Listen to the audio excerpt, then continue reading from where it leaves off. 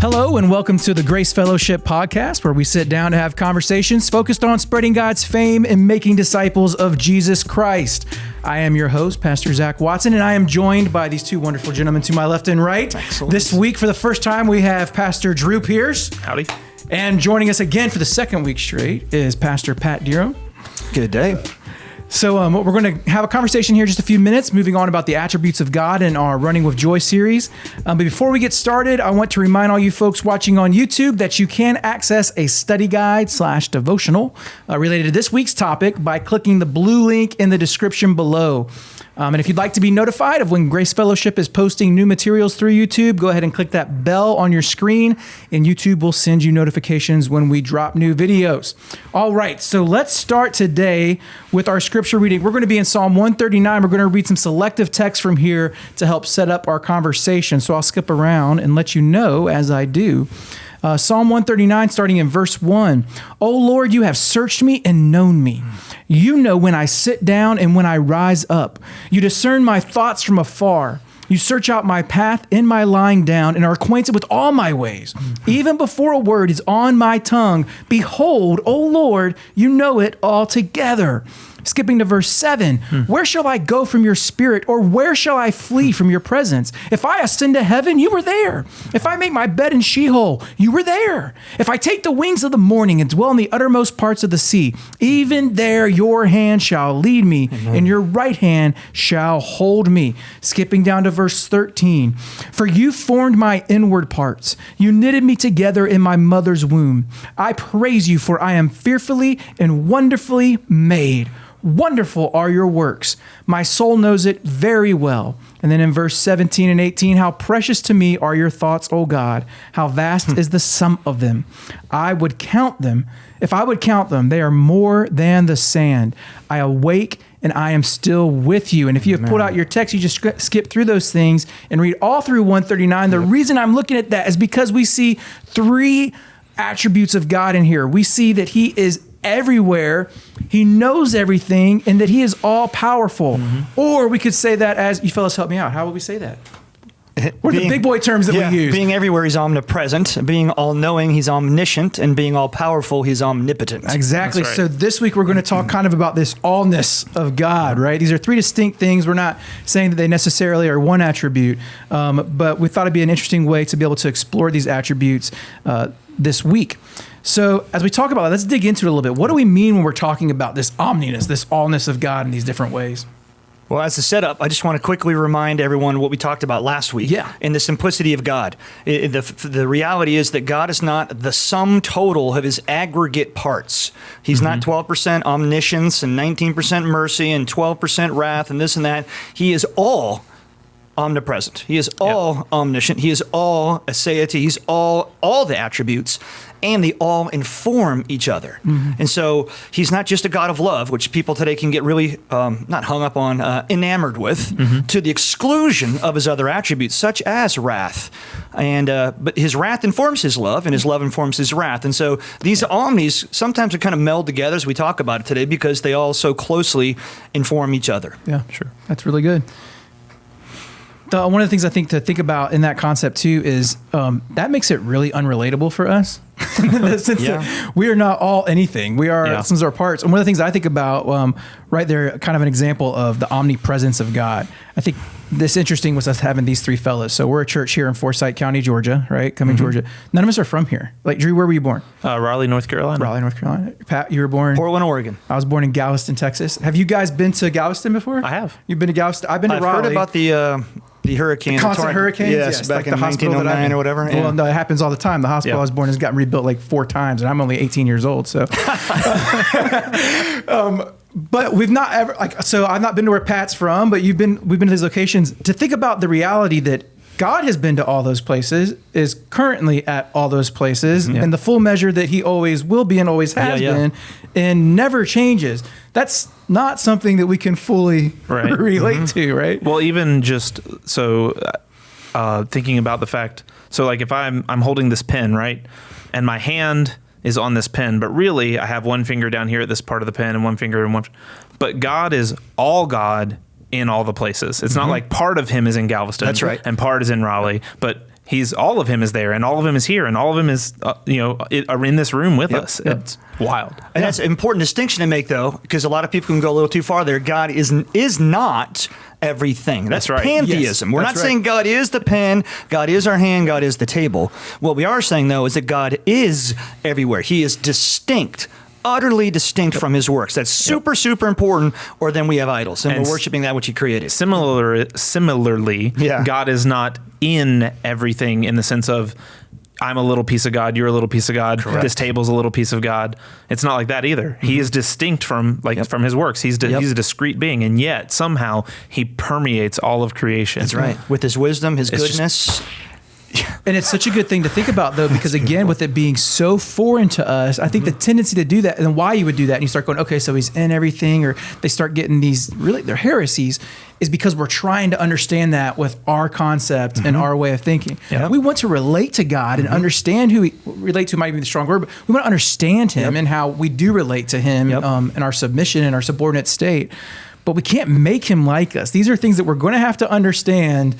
He's different, right? But that makes him awesome. Absolutely. So think about that. What are maybe some examples so that's omnipresent, like being everywhere. What do you think about the concept of being omnipotent, right? Yeah. All the power, right?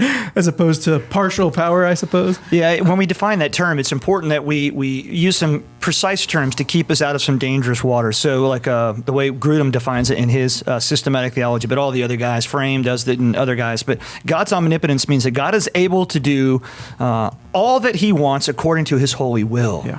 So he is, don't freak out, people, he is limited. He can't make a square circle. Nope. He can't make a rock that's too big for him to lift. Such things don't exist.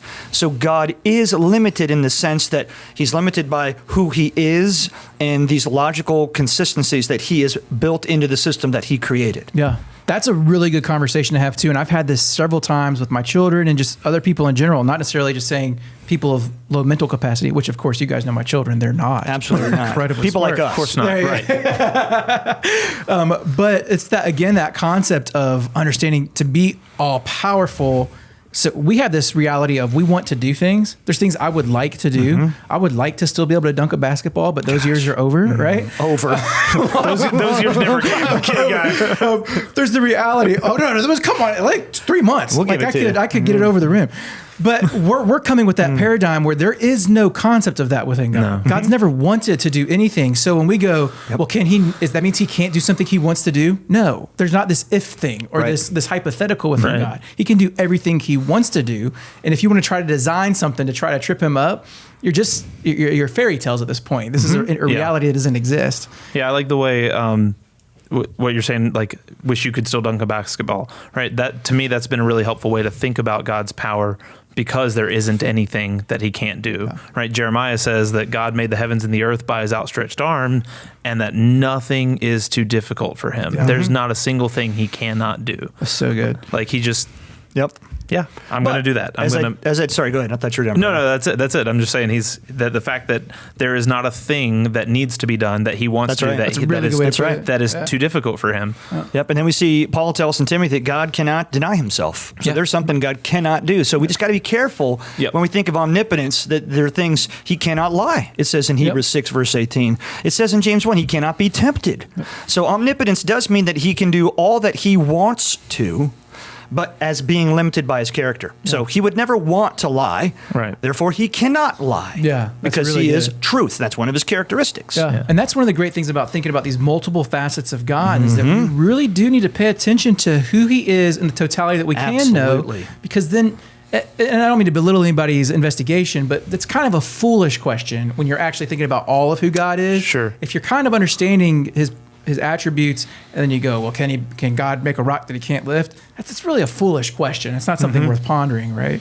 But the key isn't to try to understand all of God, because another one of his attributes is his incomprehensibility, which means we can't know him in total ever. That's going to be one of the joys of being in his presence on the recreated earth, otherwise known as the heavens, is that we're going to be getting to know him more and more each and every day as we live our lives. Yeah. Never to be bored, always in awe of this great God. So while we're not trying to know everything about God, because it's not possible, we do want to inform our understanding of his omnipotence by our understanding of his truth and our understanding of his love and all these other attributes. So they keep us too far from going this way about his wrath or too far this way about his love, or pick your attribute. Yeah. Right. I love that too, because, and that's kind of a good segue to the other one we want to look at, is this idea of omniscience, is that we're never going to fully comprehend God ever throughout thousands of eons of forever. We'll never fully exhaust him.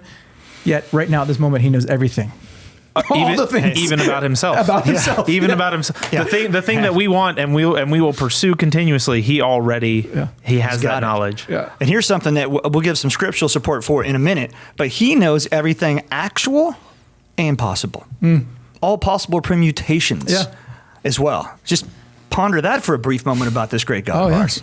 I mean, there is nothing that is out of his preview, and that's when we and we'll move on here in a minute, because I think these are things that you can ponder, and they can get weighty, or you can that's almost like they can become so weighty that they almost seem insignificant. You go, that's so different. I get it. He's all powerful. I'm cool. Let's move on, or whatever. Like, you just kind of shelf them, and it's not a big deal. But there's really a huge implication for how we live our lives in knowing and understanding these things in numerous ways. When there's a 3-hour podcast, we still want to get to it. Don't worry, it's not going to be a 3-hour podcast. But yeah, it's worth exploring a little more. So let's think about this for, so you're talking about like some scriptural support. We've talked a little bit about them. Implications for what this means about who God is. We're already touching on it, but what are some other places that we see that within the text? It's all over the place. You just read Psalm 130. How about 1 Kings 8:27? Solomon saying this in the dedication of the temple. But will God indeed dwell on earth? He just built this multi-million-dollar temple with just tons of gold. Can God indeed dwell on the earth? Behold, heaven and the highest heaven cannot contain you. Yeah. How much less this feeble little house that I just knocked out, bro? Yep. It's not possible. Yep. Nothing can contain our God because he's everywhere. Yep. And even when you think about his knowledge, his all-knowing, and his power, when you get into the latter chapters of the book of Job, and he has this discourse with the Lord, and God, just as a way of demonstration, says, "Hey, were you there? Do you have the wisdom? Tell me about it." You know, and he starts pointing out crazy things. He says, "Look at this sea monster I made. It's nuts. Isn't that really cool? You gonna capture it and make it a pet for your kid?" Nope. And and he's like, "And do you know where the snow is stored up? Right. Do you know where the thunder comes from? And he's like, I do. I made it all. I stretched all these things out. And God's just demonstrating over and over the vast knowledge and power he has. And Job's response is noteworthy because he basically, puts his hand over his mouth and says, "I got nothing, bro." Holy cow. And he's just staggered by this God who has just radically afflicted him for, I don't have any time frame, but I'm going to go with years, perhaps even decades. I haven't studied enough to know how long this affliction lasted, and he finally says, "I'm nothing. I'm going to worship you." Yep. That's great. And at the end of the day, that's where it should leave us, right? I mean, that's the amazing part of it. I think it's funny. Like I've said this wrong before. I shouldn't, but in that section of Job, you see kind of God flex. The crazy thing, he doesn't flex. Nope. Yeah. God doesn't ever flex because he is always who he is. He just helps Job understand it better. Which is wonderful. It's great too, because Job has that, when he has that realization, he says, I heard about you, but now I've seen you. Yeah. Like now I have this understanding, and he sits in it. And how remarkable is that for us, and the reality that nothing changed. No, nothing That's changed. the same God. Yeah, God didn't change. It was just Job's knowledge of who he was. And you think now about, I'm even thinking right now, just the indictment of why is it that I have more Netflix history than I do search history for my Bible on my iPad, I don't think I do because I actually hate Netflix. But you know what I'm saying? Like the way that we spend our time, there's the depths of the knowledge. Guitar videos, there we go. I'm owned. You got me. Hashtag problem. But we have that all at our fingertips. And Job's experience was changed by his knowledge in a differently drastic way. Certainly. But we do have the scriptures to search. We have full revelation. We have way more than he did. Oh, yeah. And like I said last week, that quote from A.W. Tozer, the most important thing about a man is what comes into his mind when he thinks about who is God. Yeah, exactly right. And Job had his thinking changed. That's good. By God's grace, this podcast will do a little bit towards that for those who listen. Yeah. And I want to draw one particular attention to a verse you read, but I want to speak about quickly about God's omnipresence. He is everywhere. And sometimes, well, how can God be in hell, right? If he's all love and all that stuff. But clearly we see in Psalm 139, verse 7, where shall I flee from your presence? If I ascend to heaven, you are there. If I make my bed in Sheol, you are there. That's where God is pouring out his wrath on the vessels for wrath. So it's not as if God is not there, which is what I believe for years and years and years. But God is there. He's just turning up, shall we say, the experience of his wrath therein, obviously limiting the experience of his goodness and grace and other things to those folks who are there. Well, and that's what's great about talking about understanding these things and his different attributes and measure, because then you think about the idea of an eternity with the Lord. His wrath will be present when we're in this blessed state, and we will not be receiving it, right? He'll still have that in full measure, but it will be poured out somewhere else. He will absolutely be present. How hideous for them. Eternal suffering, yeah. That's why we need to be about sharing the gospel. Absolutely. That should, I mean, all of this, that's another thing I think that's so impregnated here in all of these texts when you think about these aspects is, I mean, this God is, if he's everything, if he's all these things, how are our mouths closed? It doesn't make any sense. I'm not the most incredible people person ever, but I mean, to hold back this information seems cruel to a point. So I think this topic could go on for its own podcast, but we move on to thinking about how we see this in the life of Christ. Obviously, attributes these particular attributes are a little bit different, like manifested in the ministry. But how do we see that fleshed out, and how did that impact Christ's earthly ministry and perhaps even the current state? Yeah. I think it's interesting, that Jesus in his humanity, his human nature, did not experience being everywhere at all times, of having all power. I mean, in fact, he had weakness. We specifically see that in the crucifixion. But even just, I'm hungry. I need to go lie down. I'm going to go pray because I don't know what to do, right? So in his humanity, he kind of forfeited some of that. And Paul talks about that in Philippians 2 when he in that beautiful poem where he talks about Jesus descending. But then you and I were talking beforehand, Pat, about the fact that Jesus still had his and still has his divine nature. That's right. Even on the earth. So how does that even work? It's crazy. This is like thinking about the Trinity, but these are the things that we do to try to stir our affections towards the beauty of this right now, of the person of Christ. And the technical term is the hypostatic union. And it's it's really important to get your words right here. You can be off into heresy quickly. People have. A couple councils were called a few years ago to tighten this up. But side note, we're just going to let Pat talk on this subject. But it's there's one person, Jesus Christ, who has two natures. He has a human nature. He is fully man in every sense of the word, as you and I. He gets hungry. He grew in knowledge and all that kind of stuff. He felt pain. He was limited in his presence and his knowledge, but he's also fully God. And so, as scriptures tell us, he knows the hearts of man. He knows what we're thinking. He's able to raise people from the dead. That wasn't the humanity of Christ. That was the deity of Christ expressing itself. And now, he is seated at the right hand of the Father in his humanity, but his divinity is everywhere because he is both forevermore. And so sometimes we stand in awe that Christ would take on human form and die on the cross. But take it another step. He is forevermore going to be remaining as a human, the dual-natured one-person God-man. What a condescension. Oh, yeah. For the Father's glory and our good. That's just off the charts ridiculous. And like, even I immediately think about, I'm like, obviously I would never do that. Like, No way. I want to say I would, but I wouldn't. But then to think about that, not only is that the state, but it is right and pleasing, and he will still be eternally satisfied in that. That's like, again, there's another place of boom, like blowing my mind to think about those kind of things. And we should. And it's interesting, when we talk about the subject, I can even feel like a viewer or listener maybe getting a little bit uncomfortable. So we're going to move on to the question of the day. But before we do that, I actually want to ask you guys out there, particularly if you're on YouTube, if you would be interested in us doing some more formats like this, talking about that hypostatic union, the deity of Christ, and how that works out. Let us know in the comments, or contact us directly with our hello@forgodsfame.org. That's something that we might be able to put some time into that could really be effective, because those are places, particularly for people that might be in academia or involved in this stuff, where that people will really trip you up, and they can if you kind of don't have your guns about you. So if you guys would be interested, let us know. We will move on to the official question of the day, which is going to be the same question of the day every day, but a little bit different here. What is the impact that these attributes have on the way you guys live your lives, and the way that I live my life. And then for you guys, as we're talking about it, if you would leave comments in this comment section below, how do these attributes impact the way you look at the world and the way that you live your lives? Go, fellas. Wow. I mean, first of all, in regards to all of these ways that it impacts me could be attributed to each of these characteristics. You know, it's not only omnipresence brings this to me, but I just chose to put it under there, but comfort for his omnipresence. And Isaiah 43:2 is just a beautifully poetic verse. It says, when you pass through the waters, God says, I will be with you. And through the rivers, they're not going to overwhelm you. When you walk through fire, you will not be burned, and the flame shall not consume you. And that's only true if my God is with me everywhere, and if he has all power to keep me as his. So it gives me great comfort when God takes $8,100 I have in savings and hits me with an $8,000 tax bill like he did in 18.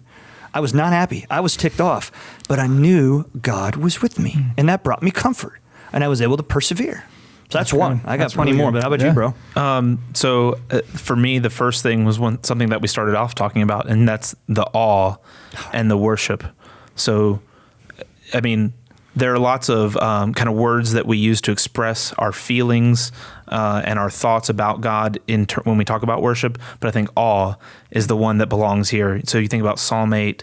When I look at your heavens and the moon and the stars that you've created, and what is man that you are mindful of him? And we just sit there and we think, that's amazing. God made all of this, not just made like, you know, like I made a bed for my kid this summer, but God formed it from nothing. He holds it by the word of his power, Colossians says. And yet he thinks about you and me, and he takes care to create humanity. And that is something that just really, it stirs my affections for the Lord to consider his greatness and the fact that he still cares for us. And then that informs things like when you're going through the tough time. Golly. It's crazy. You think about the concept of right now, we've been talking a lot about space in our family with the successful private launch, you know, SpaceX and all that stuff. And we talk about the cosmos a lot anyway, and just something my kids are into. But you think about a star that is light years away, that we're never going to get to or whatever. God knows exactly what's happening in that star right now at this moment. And he's controlling what's happening. It's singing his name right now, declaring his glory. Yeah. And I think about like, that is far more interesting to me than me. Yeah. But right now, God also knows what my heart rate is. Yes. And he knows why it's that way and what's happening and how my lunch affected it. And he cares. And he cares about me. That's what Psalm 8 verse 5 says. Verse 4 is like, what is man? What do you give a rip about him? And verse 5 is like, and yet you made us over everything.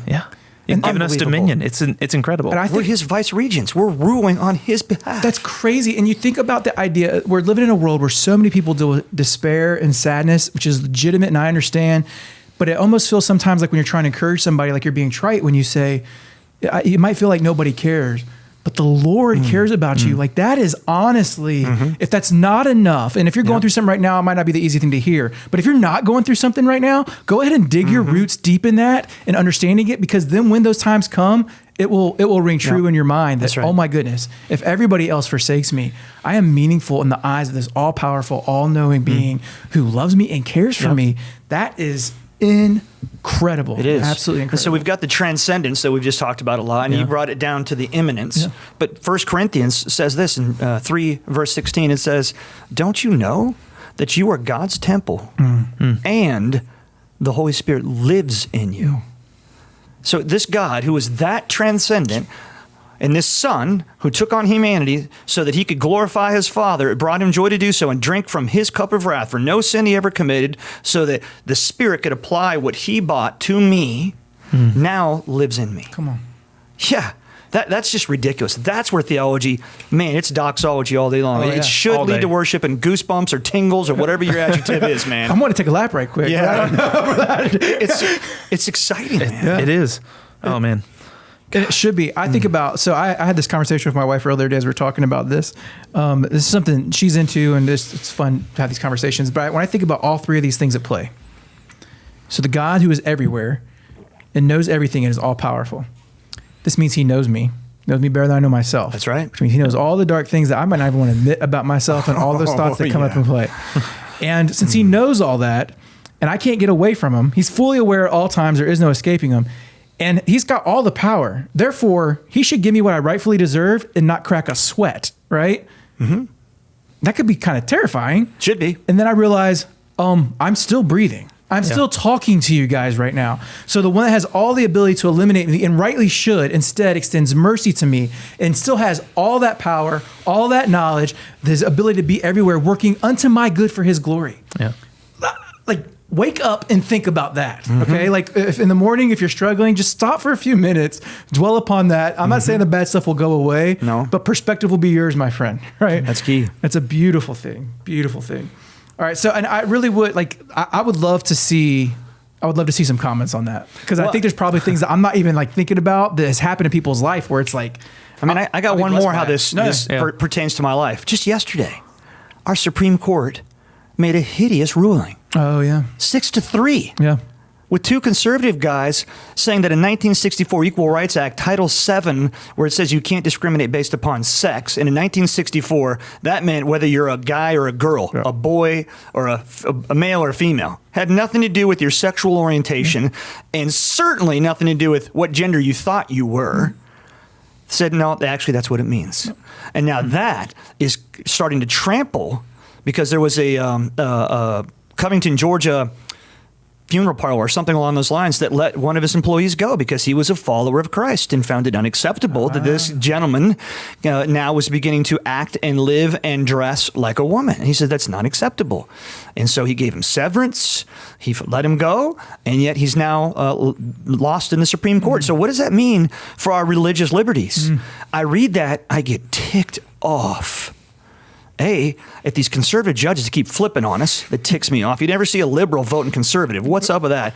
Number two, what's next for us? You know? And then number three, I go, wait, my God knows everything. My God's all powerful, and my God, forget the third one, having a brain cramp. He's everywhere. All powerful. Oh, he's everywhere. Yeah. So, I mean, he was there. So it gives me peace, man. It calms me down. So good. I'm still discouraged, man. Horribly discouraged. Because what does this mean for us in our religious liberties? But God is in control. And he was in control when Rome was at its apex and when it fell. He was in control when Nazi Germany rose and when it fell. And he's in control right now. That's a good example to think about. It's right to be frustrated by something like that. Yes, it is. It's aggravating. And then to remind because we want righteousness, right? For the sake of righteousness. Yes. It reflects who our God is. And for his glory. What we're planning to talk about, but he's righteous. But when we think about to have that's a good righteous indignation. And then to rest in that concept of, Lord's going to use that for his glory. Right. Unto his glory that will be done, right? And he can't do that if he doesn't have these attributes. Yeah. That's a terrifying thing to think about. I know it's popular now to say, like if a hurricane happens or I know what you're gonna say. Like somebody in your family dies unexpectedly or whatever. Well, God didn't intend, or even God allowed that to happen, but that wasn't his intention. Please don't defame our Lord. If he has all power, you are robbing that attribute right there, ripping it out of Scripture and saying, well, he doesn't have all power. And it's not something we can get to. Again, if you want to hear about this, we can get into the problem of evil, the so-called problem of evil exists because theologians say, well, if there's a God who's all loving and he's all knowing and he's all powerful, therefore evil can't exist. And that argument is really it sounds very convincing, but it takes 2 seconds to dismantle it. And if you would like us to do so, let us know. We can do it in the future there. But and another attribute of God that helps calm me down and increase my trust is knowing his goodness and his wisdom. And so a verse like Psalm 55:8 says, for my thoughts are not your thoughts, neither are your ways my ways, declares the Lord. My ways would be for the Supreme Court to rule 9-0 against those, and not 6-4 for it. Yeah. But I'm not God. So I'm going to lower my head to the ground, keep driving on, and submit to him, and do what I can to affect change, whatever level I'm able to do so, and trust him. Yeah. That's you don't want to be the Peter saying, listen, we ain't going to Jerusalem, right? good intentions, that's good. Satan. Yeah. I think for me, one of the things that really helps me is more, so thinking about these attributes and then how Jesus lived them out or didn't. And so, like, one of the last things I got to teach in Connections before we were all sent home was we talked about the book of Philippians. And so Philippians 2, Paul tells us that Jesus was the very form of God, but he didn't consider that equality something he had to hold on to because the mission was more important. That's me inserting. But the mission was more important, right? And so he emptied himself. He became form of a slave, took on the likeness of man.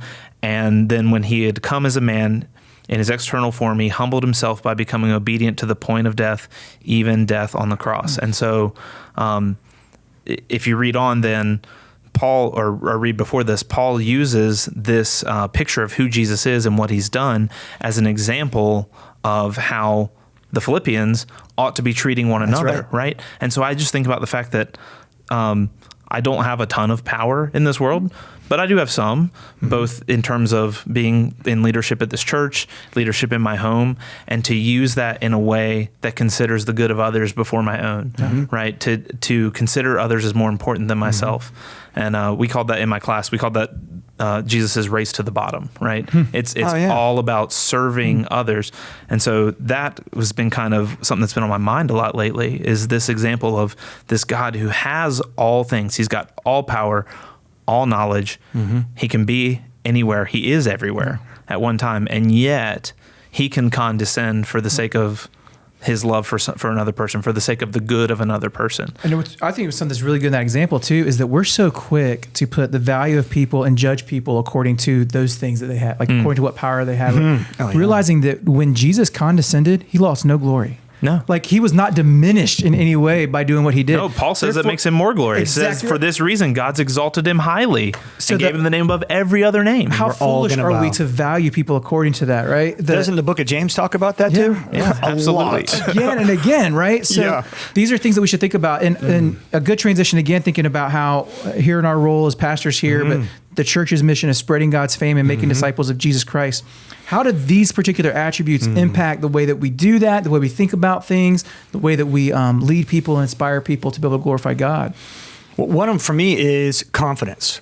Confidence that I don't have to get anyone to sign on the dotted line. You know, I don't have to close the deal, so to speak.